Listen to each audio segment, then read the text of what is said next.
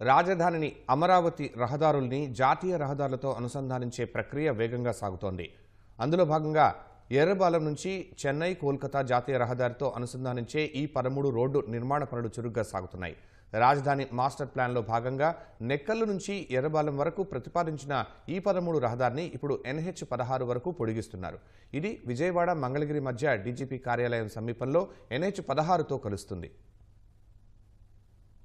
రాజధాని అమరావతి నిర్మాణ పనులు చురుగ్గా సాగుతున్నాయి. మౌలిక సదుపాయాల కల్పనలో భాగంగా రహదారుల నిర్మాణం, వాటిని రాష్ట్ర జాతీయ రహదారులతో అనుసంధానించే ప్రక్రియ జోరందుకుంది. ఎర్రబాలెం నుంచి NH-16 వరకు దాదాపు 3.54 కిలోమీటర్లు ఉంటుంది. ఈ రహదారి మార్గంలో కొండలు ఉన్నాయి. దాదాపు కిలోమీటరు పొడవునా కొండలపై ఘాట్ రోడ్డు నిర్మిస్తున్నారు. ఈ రహదారి నిర్మాణం కొంత దూరం ఎలివేటెడ్ కారిడార్, ఆ తర్వాత కొంత దూరం కొండపై రహదారి, మళ్లీ కొంత దూరం ఎలివేటెడ్ కారిడార్, మళ్లీ కొంత దూరం కొండపైన, ఆ తర్వాత ఫ్లైఓవర్, చివర్లో ట్రంపెట్, ఇలా సాగుతుంది. రహదారి నిర్మాణానికి మంగళగిరి ఎయిమ్స్ సమీపంలోని కొండను చదును చేసే పనులు చురుగ్గా జరుగుతున్నాయి. రాజధాని మాస్టర్ ప్లాన్ ప్రకారం E13 రహదారిని నెక్కల్లు నుంచి ఎర్రబాలెం వరకు 7.5 కిలోమీటర్ల దూరం 6 వరుసల రహదారి నిర్మిస్తున్నారు. 2024లో రాజధాని పనుల్ని పునః ప్రారంభించాక అమరావతిని బయటి ప్రాంతాలతో అనుసంధానించేందుకు కొన్ని రహదారుల్ని పొడిగించాలని ప్రభుత్వం నిర్ణయించింది.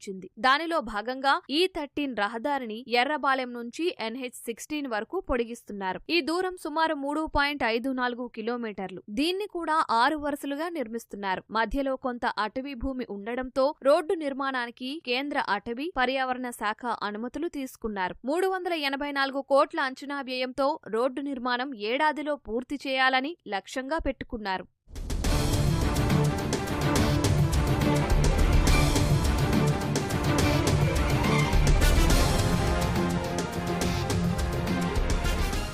ఎర్రబాలెం నుంచి NH-16 వరకు 3.54 కిలోమీటర్ల పొడవున రోడ్డు నిర్మాణానికి లీ కన్సల్టెన్సీ సంస్థ DPR ఇంజనీరింగ్ డిజైన్లు రూపొందించింది. మధ్యలో కొండల మీదుగా ఘాట్ రోడ్డు నిర్మించాల్సి రావడం, చివర్లో జాతీయ రహదారితో అనుసంధానించేందుకు ట్రంపెట్ నిర్మిస్తుండటంతో ఆ రోడ్డు డిజైన్ ఆసక్తి రేకెత్తిస్తోంది. ఆ డిజైన్ ప్రకారం ఎర్రబాలెం నుంచి మొదట 400 మీటర్ల దూరం కింది నుంచి పైకి ఏటవాలుగా రహదారి నిర్మిస్తారు. అక్కడి నుంచి 960 మీటర్ల దూరం స్తంభాలపై ఎలివేటెడ్ కారిడార్ నిర్మిస్తారు. ఆ తరువాత రైల్వే లైన్ పై 76 మీటర్ల పొడవైన రైల్ ఓవర్ బ్రిడ్జి వస్తుంది. అది దాటాక మళ్లీ 405 మీటర్ల పొడవైన ఎలివేటెడ్ కారిడార్ నిర్మిస్తారు. అక్కడి నుంచి 741 మీటర్లు పొడవున కొండపై ఘాట్ రోడ్డు నిర్మిస్తారు. ఆ తర్వాత కొంత లోయ భాగం, తరువాత మళ్లీ కొండ ఉండడంతో లోయ భాగంలో 560 మీటర్ల పొడవైన ఎలివేటెడ్ కారిడార్, ఆ తర్వాత మళ్లీ కొండపై 230 మీటర్ల పొడవైన ఘాట్ రోడ్డు నిర్మిస్తారు.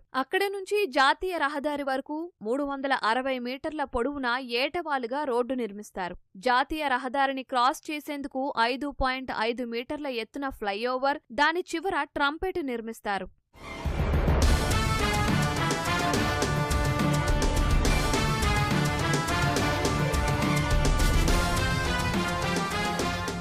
గుంటూరు నుంచి అమరావతిలోకి, అమరావతి నుంచి విజయవాడ వైపు వెళ్లేవారు సర్వీసు రహదారుల మీదుగా జాతీయ రహదారిపైకి చేరుకునేలా, అమరావతి నుంచి గుంటూరు వైపు, విజయవాడ నుంచి అమరావతిలోకి వెళ్లేవారు ట్రంపెట్ మీదుగా వెళ్లేలా డిజైన్ రూపొందించారు. Amaravati outer ring road project కోసం భూసేకరణకు రంగం సిద్ధమైంది. కేంద్రం ఇప్పటి వరకు కృష్ణా, గుంటూరు, పల్నాడు, ఏలూరు జిల్లాలకు గెజిట్ ప్రచురించింది. ఎన్టీఆర్ జిల్లా వివరాలను ఇక్కడి అధికారులు వచ్చే వారం కేంద్రానికి పంపిన తర్వాత దానికి గెజిట్ నోటిఫికేషన్ ఇస్తోంది. ఇప్పటికే గెజిట్ ప్రచురణ జరిగిన జిల్లాల్లోని సంయుక్త కలెక్టర్లు రైతుల నుంచి అభ్యంతరాల స్వీకరణ చేపట్టారు. ORR ప్రాజెక్టు DPRను కేంద్ర మంత్రివర్గం ఆమోదించేలోగా భూసేకరణను కొలికి తెచ్చేలా ప్రభుత్వం చర్యలు తీసుకుంటోంది. ఎన్టీఆర్, ఏలూరు, కృష్ణా, గుంటూరు, పల్నాడు జిల్లాల మీదుగా 189.90 కిలోమీటర్ల మేర అమరావతి ORR నిర్మించనున్నారు. దీంతో పాటు ORRలో తెనాలి సమీపంలోని నందివెలుగు నుంచి చెన్నై కోల్కతా హైవేలో కాజా వరకు 17.5 కిలోమీటర్ల మేర 6 వరుసలతో లింకు రోడ్ నిర్మిస్తారు. ORRలో నారా కోడూరు నుంచి గుంటూరు శివారులోని బుడంపాడు వరకు 5.5 కిలోమీటర్ల మేర 4 వరుసలతో మరో లింకు రోడ్డు నిర్మిస్తారు. వీటితో కలిపి మొత్తం 212.60 కిలోమీటర్ల ప్రాజెక్ట్ అవుతుంది. ORR కోసం 140 మీటర్ల వెడల్పుతో భూసేకరణ చేస్తున్నారు. ఇందులో 6 వరుసల ORR, ఇరువైపులా చెరువు చెరో 2 వరుసలతో సర్వీస్ రోడ్లు నిర్మిస్తున్నారు. మొత్తంగా ఈ ప్రాజెక్టు కోసం 5 జిల్లాల్లోని 23 మండలాల పరిధిలో 97 గ్రామాల్లో భూసేకరణ చేయాల్సి ఉంది. ఇప్పటి వరకు కేంద్రం పల్నాడు, ఏలూరు, కృష్ణా, గుంటూరు జిల్లాల్లో భూసేకరణకు గెజిట్ నోటిఫికేషన్ ప్రచురించింది. ఎన్టీఆర్ జిల్లా భూముల వివరాల్ని రెవెన్యూ అధికారులు 2 రోజుల క్రితం ఎన్హెచ్ఏఐకి అందజేశారు.